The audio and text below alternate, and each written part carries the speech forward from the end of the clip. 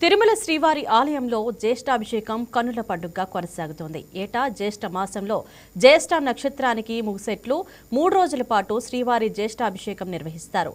సంపంగి ప్రదక్షిణంలోని కళ్యాణ మండపంలో నిర్వహించే ఈ క్రతువును అభిధ్యేయక అభిషేకం అని కూడా అంటారు.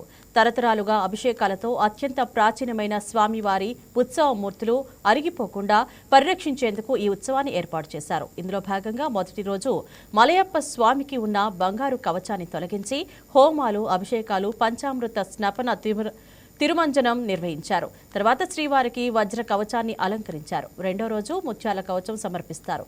ఇక మూడో రోజున తిరుమంజనాదులు పూర్తి చేసి బంగారు కవచాన్ని పునః సమర్పిస్తారు.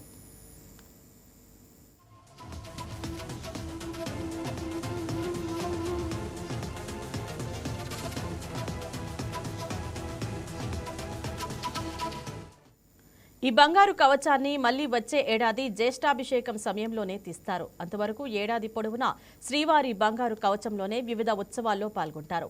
జ్యేష్ఠాభిషేకాన్ని పురస్కరించుకొని ఈ నెల 28న కళ్యాణోత్సవం, అర్జిత బ్రహ్మోత్సవం, ఊంజల్ సేవలను టీటీడీ రద్దు చేసింది.